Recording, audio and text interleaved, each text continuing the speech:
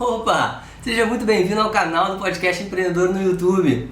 Assina o canal e clica no sininho para não perder nenhuma entrevista com empreendedores, CEOs e fundadores de empresas ou startups que estão literalmente transformando o mundo que a gente vive. Se você gostar também, lembra de dar um joinha, porque isso ajuda muito a espalhar nossa mensagem e fomentar o empreendedorismo e a inovação no Brasil. Beleza? Vamos nessa?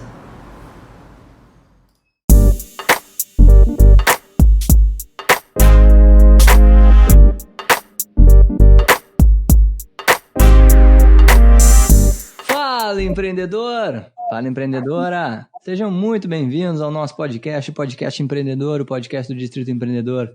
Hoje eu estou recebendo essa fera, Renan Salinas. O Renan é fundador e CEO da Yank Solutions, a solução definitiva para a robotização dos seus processos. Renan, muito obrigado pela tua presença, cara. É um prazer imenso estar te recebendo aqui. E a Yank Solutions, ela tem mais de 8 anos de experiência em otimização e melhorias de processos, gerenciamento de projetos e análises sistêmicas. Eles fazem uso das melhores práticas de mercado para implementar nos processos das empresas. Eles fazem muito a robotização de processos. A gente vai falar um pouquinho sobre isso também. Mas o Renan está vindo hoje aqui no Podcast Empreendedor para falar principalmente sobre superação de dificuldades. Como superar dificuldades. O Renan contou um pouquinho da história dele para mim e é uma história que vale a pena ser ouvida e principalmente pelas dificuldades que ele conseguiu superar. E a gente vai discutir um pouquinho sobre isso, sobre aspectos importantes em tempos difíceis e por aí vai. Renan, seja bem-vindo, cara. Conta um pouquinho então da tua história, vamos falar um pouco da tua história, da criação da Yank aí, e depois a gente fala um pouquinho sobre robotização de processos, o que tu acha? Ótimo, Eduardo. Obrigado. Mais uma vez é um prazer estar aqui contigo, gravando esse podcast. Meu primeiro podcast, então estamos nervosos aí para mostrar trabalho. Que isso, não precisa ficar nervoso não, é só tu me contar aí da tua história que nem tu contou antes, que tenho certeza que vai ser fantástico. Legal, vamos lá. Eduardo, obrigado mais uma vez pelo convite, é um prazer enorme, eu acho muito bacana o trabalho que vocês vêm desempenhando no Podcast Empreendedor. Meu nome é Renan Salinas, eu tenho 30 anos, atualmente eu sou CEO e founder da Yank Solutions, uma empresa que tem a sua matriz aqui na cidade de Bauru, interior de São Paulo, a 360 quilômetros de São Paulo. Queria começar contando um pouquinho da minha história. Na verdade, eu não sou bauruense, eu sou paulistano, eu nasci em São Paulo. Eu vim para Bauru mesmo aos meus 16 anos, né? Então eu vivi praticamente toda a vida lá. Só que nas minhas férias, né, sempre nas minhas férias de julho e de dezembro, eu vinha a Bauru visitar todos os parentes que eram da parte da minha mãe. Então hoje a divisão da minha família ela é basicamente assim, né? Toda a minha família da parte da minha mãe é de Bauru e toda a família da parte do meu pai é de São Paulo, capital. No qual eu mantenho contato até hoje, inclusive. Então, eu vivi até os meus 16 anos em São Paulo, onde eu tive uma das primeiras dificuldades e uma das mais traumáticas, que eu posso dizer assim. Meus pais, eles são separados, né, desde quando eu tinha 7 anos. Isso gerou algumas dificuldades financeiras para nós, né, que eu passei a morar, eu, minha mãe e minha irmã. Tínhamos, obviamente, o apoio do meu pai, mas como ele precisou talvez compartilhar a renda, né, gerou algumas dificuldades ali para nós não tínhamos, na época, muita idade para trabalhar. E a nossa casa ela foi a leilão por 3 oportunidades, né? A minha mãe, sem dinheiro para contratar advogado particular, ela contratou advogado público. Esses advogados públicos, eles conseguiram nos manter com essa residência que ficava ali na região da Vila Prudente, mais precisamente na região do Parque São Lucas, lá em São Paulo. Então, por 2 vezes, os advogados conseguiram conseguiram suspender o leilão, só que numa terceira oportunidade ele não conseguiu. E aí a gente acabou recebendo uma ordem de despejo, onde foi uma coisa mas bem difícil para mim mesmo, por vários motivos, né? Dentre eles, tinha todos os meus amigos, né, de infância ali. Um deles, inclusive, é meu irmão, que é o Bruno. Ele cresceu comigo desde pequeno. Inclusive, a nossa amizade dura até hoje. O segundo fator é que eu não gostava de Bauru, que foi ali a oportunidade que a minha mãe achou para nós morarmos, né? Eu odiava Bauru, na verdade. Como eu te falei no início, né, eu vinha para cá nas minhas férias escolares. eu ficava aqui os 30 dias de julho e os 30 dias de dezembro. E todos esses dias eu lembro que eu ficava dentro da casa da minha avó. Eu não tinha muito aval para sair ali, né? Porque eu era criança. Então eu lembro que eu tinha uma imagem de Bauru muito fechada. Eu achava que era uma cidade muito pequena, que seria a roça mesmo, sabe? A famosa roça que o pessoal fala. E isso me deixou muito apreensivo. Eu lembro que eu vim chorando. Mas eu acho que Deus coloca, parece, algumas pessoas na nossa vida, né? Eu lembro que nós tínhamos contratado um caminhãozinho para colocar as coisas para vir para Bauru. E eu lembro que não coube todas as coisas para nós virmos. E aí a gente teve que contratar um segundo caminhão. E isso teve que ser feito às pressas, porque o rapaz que tinha comprado a casa era um cara bem ignorante, inclusive. Ficou pressionando a gente, que a gente precisava sair no dia seguinte e tal. E a gente começou a correr atrás de outro caminhão. E esse outro cara, que a gente acabou vindo em 2 caminhões para Bauru, eu vim com ele, e minha mãe e minha irmã vieram no outro caminhão. E ele, durante as 4 horas de viagem entre São Paulo e Bauru, ele veio conversando comigo, me confortando, falando sobre coisas da vida. E eu lembro desse cara até hoje, assim, com carinho, porque ele foi me acalmando, assim, com a situação. Ele falou, calma, você ainda precisa conhecer a cidade direito, você não saiu da casa da sua avó. De fato, algumas coisas que ele falou aconteceram. Então, eu sou muito grato a ele por ter me ajudado nesse período. E como é que foi para ti, Renan? Como é que foi para ti te encontrar do dia para noite aí, sem casa, tendo que sair da cidade? Como é que foi esse momento? Cara, como eu te falei, foi bem traumático. Me renderam várias horas aí de terapia. Inclusive, eu faço terapia até hoje. Já há uns 5, 6 anos que eu faço. Eu acho muito importante. Me ajudou bastante, inclusive, na minha empresa. Então, renderam várias horas de terapia, porque foi um processo difícil de eu entender que eu tinha que sair da minha cidade natal para ir para uma outra cidade. Mas aí, quando eu cheguei aqui, eu percebi que, na verdade, era uma oportunidade para mim vir para Bauru. Primeiro que eu percebi que a cidade não era tão pequena assim. E segundo que eu percebi que era quase que uma mini São Paulo, digamos assim. Que tinha várias empresas, que tinha ali um distrito industrial, que eles chamam aqui. Inclusive, eu fui várias vezes lá entregar currículo. E tem até uma história curiosa, que o pessoal, eles recebem esses currículos ali na rua, no distrito industrial. Não sei como é que está hoje, tá? Mas na época lá, em 2005, 2006, eu ia entregar currículo e aí o lugar para você colocar o currículo ele ficava ali na calçada, né? Era tipo um buraquinho. E aí você precisava inserir o currículo ali e eu sempre ficava na minha cabeça, acho que coisa de moleque, né? Eu ficava imaginando que tinha uma máquina de triturar papel ali, logo quando você joga já triturava o seu currículo, sabe? Umas coisas desse. Eu lembro disso como se fosse ontem. E aí eu vi que Bauru não era tão pequeno assim, então eu vi como uma oportunidade de eu correr atrás, né? Montar a minha carreira, moldar a minha carreira. E por ser ainda uma cidade menor, eu falei, pô, é capaz que eu tenha mais oportunidade aqui do que eu teria em São Paulo, né? Então eu preferi tomar isso como verdade. Foi aí que eu comecei a fazer vários bicos. Eu lembro que eu distribuí panfleto, que foi uma tarefa bem difícil também. Hoje eu valorizo, eu pego todos os panfletos que me entregam, porque, cara, é complicado, cara, você ficar entregando currículo, panfleto num sol de 40 graus, ainda mais em Bauru, que é quente pra caramba. Isso aí é muito louco, né, Renan? Como a gente valoriza, né, quando a gente já passou pelos pés aí de quem tá fazendo. Muitas pessoas têm experiências no exterior trabalhando como garçons, trabalhando como peão de obra, enfim, aqueles subtrabalhos, né, que a gente às vezes não simplesmente, mas pelo fato de talvez nunca ter sofrido na pele, a gente às vezes acaba não dando muita bola e ignora, mas quando a gente passa pelo que essas pessoas estão passando, a gente dá muito mais valor, né? Exato, e eu até me pego de vez em quando em alguns exercícios que eu tô assim no dia a dia dirigindo, eu fico pensando, qual que é a atividade que eu não tive que passar, mas que eu preciso valorizar, como essa atividade que eu valorizo hoje de pegar panfleto, saca? Então, tipo... Ah, legal isso. Isso que você falou, por exemplo, de ser garçom. Eu nunca fui garçom, mas é uma atividade que hoje que a gente pode valorizar em pequenos gestos, né? Perguntando o nome da pessoa, perguntando se ela está bem e ouvindo realmente a resposta dela, porque hoje tem muito desse negócio de perguntar, e aí, tudo bem? E a pessoa nem ouve sua resposta, né? Então, em pequenos gestos a gente consegue valorizar o trabalho da pessoa. Então eu lembro que eu distribuí panfleto, trabalhei como fazendo cesta básica, foi uma tarefa que durou 7 dias, porque o salário era baixíssimo na época, eu lembro que era R$ 150 por mês, e é uma tarefa bem difícil. Eu falei, não vou ficar aqui não, eu vou procurar outra coisa. Até que eu ingressei numa empresa grande que tem aqui na região de Bauru. Eu acho que quem é bauruense já trabalhou, né, nessa empresa, é um call center gigante que tem aqui, uma das maiores do país. Eu ingressei como operador de telecobrança em 2006, se não me engano. Não, 2007, perdão.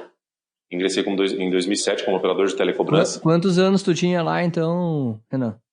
Eu tinha 17 anos quando eu comecei como operador de call center. Tu conseguiu terminar os estudos? Consegui terminar. Eu fiz os dois primeiros anos eu fiz em São Paulo e o terceiro ano eu fiz aqui em Bauru, o do ensino médio, né? E aí eu queria fazer faculdade de tecnologia, porque desde pequeno eu sou vidrado em tecnologia, eu mexi em tudo, jogava Counter-Strike, então eu queria me formar em tecnologia. E aí nessa oportunidade que eu trabalhava como operador de call center, eu lembro de um episódio também que eu até tinha esquecido de contar na oportunidade que nós conversamos, Eduardo, que eles têm uma metodologia lá de processos seletivos internos.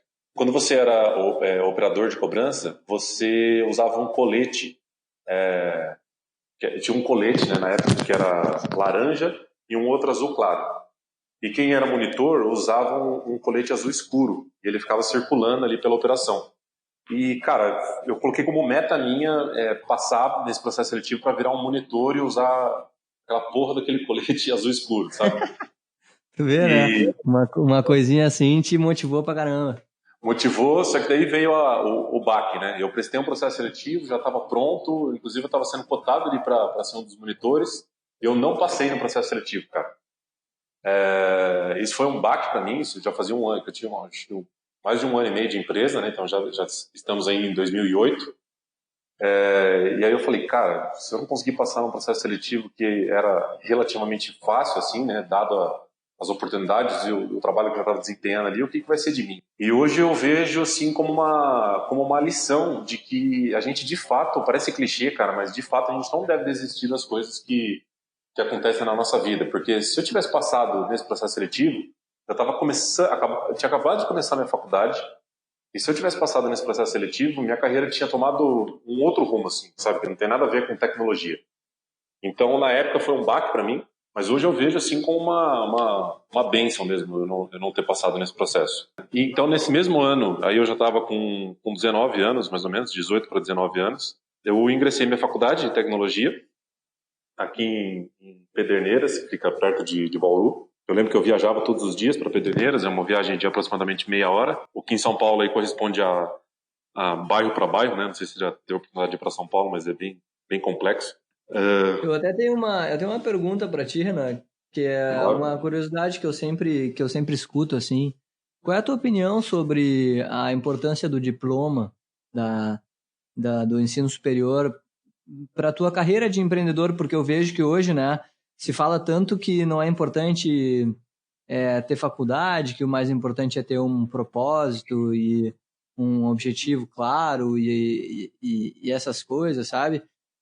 Qual é a tua opinião sobre isso? Olha, eu sou meio em cima do muro nesse assunto, tá? Porque, assim, hoje eu vejo que se não fosse minha faculdade, por exemplo, eu não teria subsídio técnico para... Quando eu comecei sozinho, que eu não tinha dinheiro para contratar funcionário, era eu quem entregava, né? Então, se eu não tivesse subsídio técnico ali para eu mesmo entregar, e depois que eu comecei a contratar as pessoas para ensiná-las, ou pelo menos explicar o que eu queria, e aí meu subsídio técnico me ajudou muito nisso, eu acho que teria afetado o meu trabalho. Então eu acho que existem os dois cenários, porque assim, pode ser que tenha sim a pessoa que não tenha esse subsídio técnico através da graduação que eu te falei, mas ela tem uma facilidade, uma maleabilidade de explicar o que ela quer e influenciar pessoas que estão ali junto com ela, que são técnicas, né? Steve Jobs falava muito, né? Contrate alguém que é melhor que você para direcioná-las para aquilo que você deseja para aquele momento da sua empresa. Então eu acho que tem os dois cenários e na verdade vai do discernimento mesmo aí da pessoa do momento. Eu hoje na minha empresa, em todos os processos seletivos a gente pede sim graduação. foram poucos casos que eu vi, que eu vivenciei, que a pessoa, eu assim, na minha frente, assim, na minha empresa, que a pessoa não conseguiu assim, deslanchar sem ter a graduação, né? Interessante, era só uma curiosidade mesmo. Mas então, voltando lá para o call center. Então, tive esse processo seletivo, né? Onde eu acabei sendo... Não passei nesse processo seletivo. Nessa época, eu já tinha começado minha faculdade, em 2008. Aí eu lembro que quando foi em 2009, eu pensei em desistir. Eu ia largar a faculdade, porque estava bem difícil viajar diariamente. Eu trabalhava, depois eu ia direto, chegava em casa por volta da meia-noite. Eu ia desistir. E aí, meus pais, inclusive meu pai, que apesar da distância sempre se fez presente, ele falou para minha mãe que era para conversar comigo, que não era para eu desistir da faculdade. Lembro que eu fiquei 2 horas dentro da sala da coordenadora do curso, que ela me falou: Renan, eu acho que você não deve desistir, porque eu acho que a sua carreira vai ser assim agora, lá dentro. Eu acabei não desistindo, e foi muito bom isso realmente para mim, porque da operação eu acabei indo para um cargo de analistas de informações gerenciais, que hoje está mais conhecido como analista de EMAS, e depois disso eu acabei virando analista de sistema lá dentro. Então, foi bom não desistir da faculdade. Legal, legal. Então, cresceu lá dentro, então. Sim. Inclusive, minha primeira atividade lá como analista de sistemas foi implantar um sistema de robotização, que na época o pessoal estava cotando lá. Uma das primeiras atividades minha foi essa. E foi aí que eu tive o primeiro contato com a robotização, que é o que eu mexo até hoje, lá em 2010 para 2011. E aí a gente já está no ano que eu me formei, que em 2011 eu iria me graduar, né?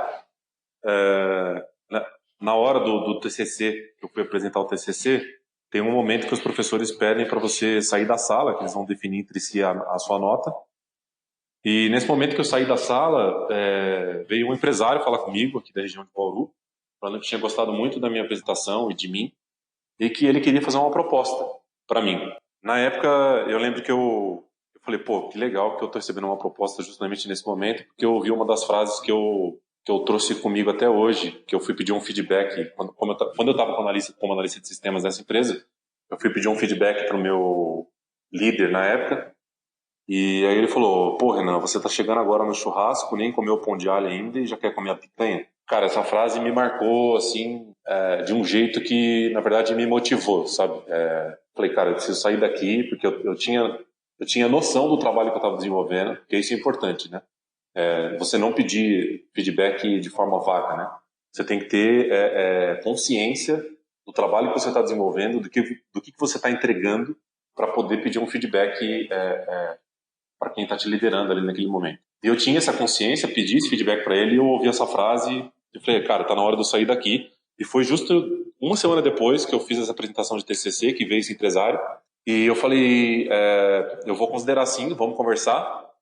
Era uma empresa de tecnologia aqui. Só que nessa mesma época eu tinha recebido uma outra proposta de uma empresa de um escritório de advocacia, e essa proposta me tentou mais para trabalhar nesse escritório de advocacia. Eu ouvi as duas propostas e acabei indo para o escritório de advocacia. E no teu entendimento, Renan, aí eu já vejo que tu chegou numa parte da vida que tu já estava bem melhor, mais encaminhado, né? Tava melhor de vida já. E a minha pergunta para ti é, o que tu acha que é mais importante para quem tá passando dificuldade na vida, assim? Manter uma cabeça centrada, conseguir, sei lá, definir um objetivo claro. Na tua experiência, o que te ajudou mais a superar as tuas dificuldades? Eu acho que eu tenho propriedade para falar isso, Eduardo, porque eu por muitos momentos na minha vida, eu não tive mentor.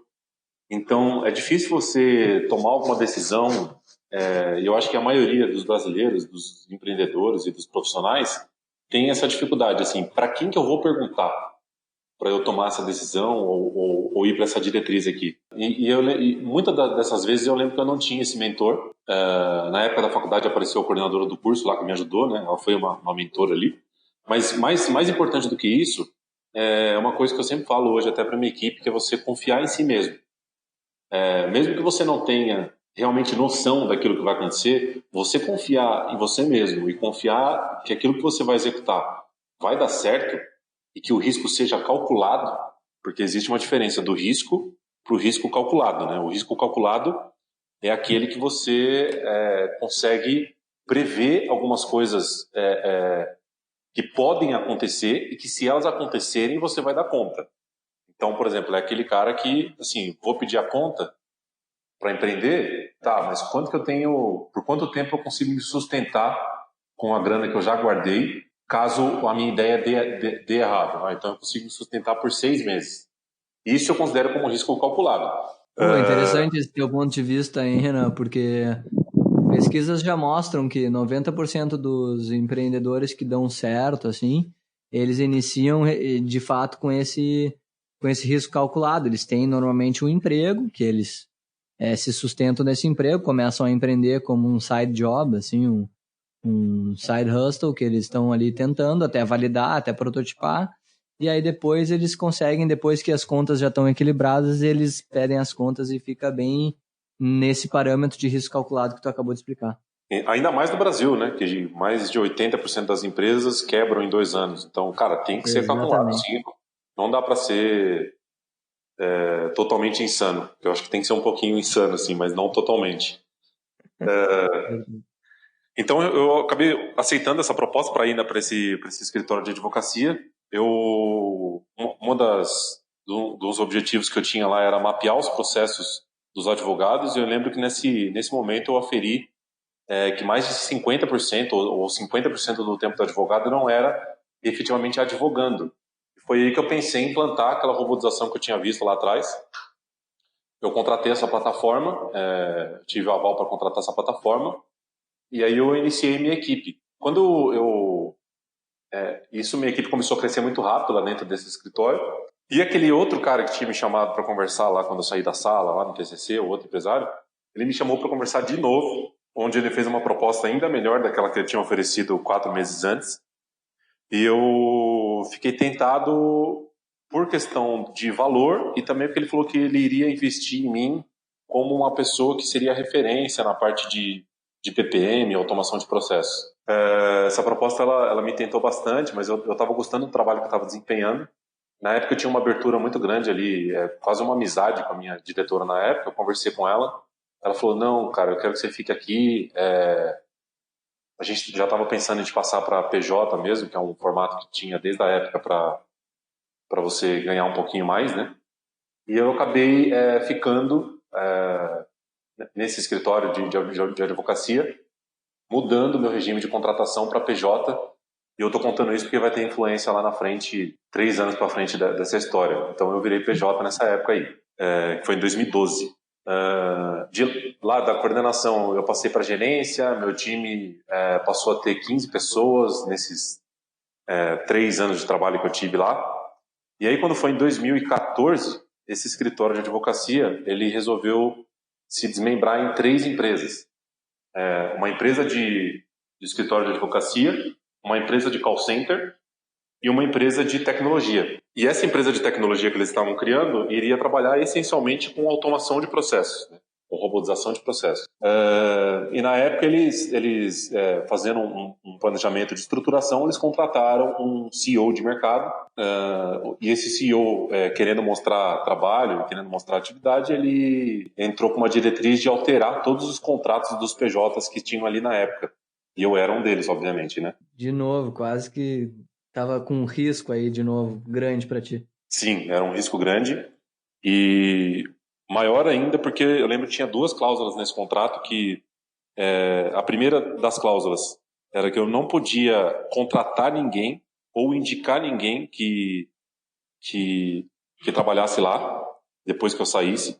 Então vamos supor que eu saio de lá e o Eduardo trabalha lá e eu falo: ô fulano, tem um cara bom ali que trabalhou comigo e está querendo sair daquela empresa, contrata ele aí.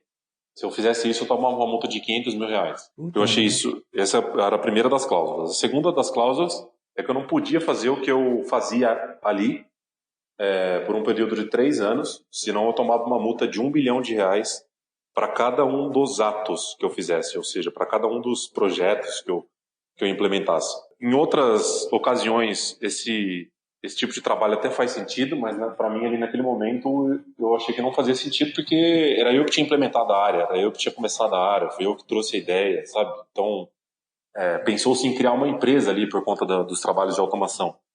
Eu achei isso extremamente injusto, tentei negociar várias vezes, não acataram. E aí, de novo, Eduardo, vem aquela questão da convicção que a gente estava falando agora há pouco. Mesmo que a gente seja jovem, né? Nessa época foi 5 anos atrás, eu tinha 25 anos. Apesar de eu ser jovem, eu tinha dúvidas, sim, muitas dúvidas. Eu lembro que eu ficava até sem dormir por várias vezes pensando, pô, será que eles estão certos, cara? Tentando olhar da ótica deles, sabe? Será que eles estão certos? Então, mas eu acho que a convicção da pessoa, o estudo que você tem que fazer ali da situação que você está passando, tem que ser maior que isso. Você tem que executar, tem que bater o pé quando você acha que você está certo. Então, eu tentei negociar isso por vários meses. Acabou não dando certo essa negociação, e aí eu pensei em pedir a conta. E aí veio a primeira das loucuras, né? Porque eu estava com 25 anos, eu ganhava já um salário ali considerável, era um salário muito bom. Eu tinha uma equipe com 15 pessoas, que todas elas eu tinha contratado, participado da contratação. E eu estava tirando esses assuntos políticos, digamos assim, burocráticos, que era a questão do painel, a questão do contrato. Eu era feliz. Eu tinha uma vida ali que eu gostava, né? E já tinha atingido um patamar legal de vida ali. Eu gostava bastante ali da vida que eu levava. Porque, pô, 25 anos, ganhando um salário que na época eu achava astronômico. E com uma equipe bacana ali que eu tinha montado, e pessoas que eu gostava. Eu pedi a conta, cara. Eu não aguentei. Resolvi pedir a conta, isso foi bem difícil. Eu lembro que eu conversei com a minha mãe, com a minha irmã e com meu pai. Eles me apoiaram. E o contrato nunca foi assinado. O contrato nunca foi assinado. Foi um dos motivos de eu querer sair. E aí aconteceu o que aconteceu. Porque eu não sabia, eu pedi a conta sem ter para onde ir. E eu entrei em contato com a minha diretora, essa diretora que eu tinha lá, que ela já tinha saído de lá. Acabei esquecendo de contar isso. Ela já tinha saído de lá uns 5 meses atrás, antes de eu pedir a conta. E eu entrei em contato com ela, onde eu falei, eu tô saindo daqui e eu tô te ligando para ver se você tem alguma oportunidade para mim. E ela falou, Renan, por um acaso eu tenho, a gente está com uma vaga aqui de supervisor de projetos, com um salário até equiparado ao que eu ganhava lá nessa outra empresa. E eu falei, nossa, fechou, né? É oportunidade de ouro. E aí eu falei para ela, então vamos prosseguir nas negociações, vamos lá, me ajuda aí. O problema de tudo isso é que ela assinou o contrato, o tal do contrato. Putz, ela já tinha assinado o contrato que não permitia que ela indicasse vagas. Exatamente. E aí se ela me indicasse, ela poderia tomar a tal da multa de R$500 mil. E aí ela fez uma coisa que eu entendo até hoje, não a julgo, pelo contrário, eu acho que ela fez certo, se eu estivesse na posição dela também faria. Ela tinha uma relação com o CEO da época, que era aquele CEO que estava implantando a questão do contrato, entrou em contato com ele e falou, seguinte, o Renan está pedindo a conta daí, ele está querendo vir para cá, e eu tenho uma vaga para ele, só que eu preciso que vocês façam um termo dizendo que quem está pedindo a conta é o Renan e que eu não tenho nada a ver com isso, ela lá na época. E, cara, fez total sentido o que ela fez, porque ela iria se resguardar de uma possível multa que poderiam entrar com ela, né? Querendo ou não, eu tinha um cargo alto ali na época que era gerente, então ela poderia sim tomar essa multa. Ela pediu isso e o pessoal falou para ela que iria providenciar. Quando faltou, eu acho que eu fiquei de aviso prévio durante 20 dias lá, preparando a nova pessoa que iria entrar.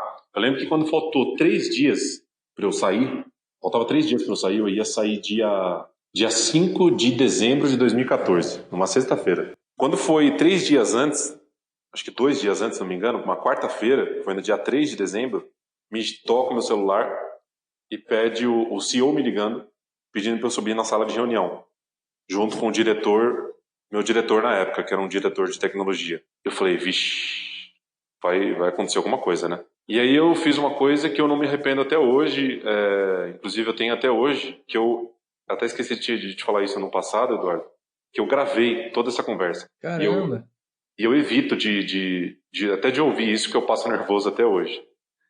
Antes de entrar na sala de reunião, eu sabia ali que ia acontecer alguma coisa, não sei, eu pressenti, coloquei o celular para gravar e entrei na sala. Quando eu entrei na sala, o CEO e o diretor de tecnologia ali na época começou a falar que, assim, Renan, você está saindo da empresa, nós recebemos o contato da sua antiga diretora, ela falou que quer te contratar. Ela pediu um termo aqui pra gente... Tô resumindo a conversa, tá? Essa conversa demorou uns 40 minutos. Ela pediu um termo aqui para te contratar, para ela se resguardar, e a gente só vai liberar esse termo se você assinar o contrato conosco. Puta merda. E eu falei, cara, o contrato é justamente um dos motivos que eu tenho para sair aqui da empresa. Eu não quero mais ficar aqui, eu discordo do que vocês estão fazendo. E resumindo, Eduardo, me chantagearam nessa oportunidade. Eu falei, eu não vou assinar o contrato. Inclusive um dos motivos de eu querer sair. E eu não vou assinar só porque vocês estão querendo me chantagear para vocês liberarem esse termo para eu conseguir um outro emprego. Mas eu quero que vocês saibam que vocês estão tentando acabar com a minha carreira, acabar com as oportunidades que eu tenho aqui em Bauru, com o cargo que eu já tenho. E não assinei o contrato, e mesmo assim eu saí. E isso acarretou que no dia 8 de dezembro, que era uma segunda-feira de 2014, eu até brinco que eu estava em casa assistindo Bom Dia e Companhia. Sim, tava desempregado. Tava desempregado. E aí eu falei, meu Deus, cara, o que eu vou fazer? Vou ter que voltar para São Paulo. Na época eu tinha comprado um apartamento na planta que eu tinha que pagar. O que eu faço na minha vida? Comecei a acionar os poucos network que eu tenho. Me arrependo disso. Acho que é mais uma dica que eu tenho. Eu sei que é chato, eu sei que é difícil fazer networking, mas, tem que fazer, cara. Tem que ter. Eu acho que a gente tem que tratar o network como uma forma suave, não como uma forma política. Se a gente tratar como uma forma política, ninguém gosta. Então, hoje eu me arrependo de não ter tanto networking como eu tenho hoje, por exemplo. E eu acionei as poucas pessoas que eu tinha na época, e uma delas, que eu posso citar e eu gosto eu posso não, né? Não pedi autorização dele, mas eu sei que ele vai gostar de eu citar ele, que é o Satoshi. Ele foi a pessoa na época, lá atrás, em 2012, que me autorizou a virar PJ. Foi ele quem deu o aval. E na época, quando aconteceu isso, lá em dezembro de 2014, eu liguei para ele e falei, ô Satoshi, aconteceu isso, tal, não sei o que lá. Você tem alguma oportunidade para mim? E ele falou, Renan, por um acaso, eu aqui na nossa empresa, que é a Syscom, que inclusive ele está até hoje como CEO, a gente está montando uma equipe de projeto e eu gostaria que você desse uma consultoria para essa equipe sobre robotização. E assim nasceu a Yankee. E assim surgiu a Yankee. Eu comecei o contrato lá dia 1º de janeiro de 2015. Era um contrato que eu tinha que ir a cada 15 dias para São Paulo para dar uma consultoria de 2 dias. E aí eu lembro que na época eu ficava pensando, e se eu perder esse cliente? Eu só estou com um cliente. Eu comecei a me incomodar de ter só um cliente e perder de novo e voltar para estaca zero. Que eu não tinha mais Satoshi para ligar, depois se eu perdesse aquela empresa ali. E aí eu lembro que eu comecei a fazer uma coisa que eles pagavam minhas despesas, né, de locomoção. Então eu ia, ficava 2 dias para São Paulo, ficava 2 dias em São Paulo, e eu comecei a estender o tempo que eu ficava lá. Então ao invés de ficar 2 dias, eu ficava 3, 4, e esses outros dias que eu ficava lá, eu ficava pesquisando o cliente e batendo porta a porta de cliente para oferecer a Yankee, que era uma empresa que eu tinha acabado de montar, que só tinha um cliente. Óbvio que eu não falava isso para os clientes que eu estava prospectando na época. E aí eu comecei a fazer um trabalho de prospecção, de bater na porta, e acabou dando certo. A gente começou a fechar mais contratos e virou o que é hoje. E hoje, quantos colaboradores tu já tem, Renan? Hoje a gente acabou de bater 40 colaboradores. A gente tem aqui na Matriz, um prédio de quase 500 metros quadrados, que a gente tem aqui na principal avenida de Bauru. Aqui a gente tem aproximadamente 30 colaboradores, e em São Paulo, na nossa filial, a gente tem mais 10 alocados em clientes, em grandes bancos que a gente tem aí como cliente. Que a fuder, velho. Cara, o que tu acha da gente fazer um segundo bloco aí para falar sobre robotização de processos? Vamos sim. Vamos nessa, então. Fica com a gente aí, Renan Salinas. A gente volta pro segundo bloco e é isso aí.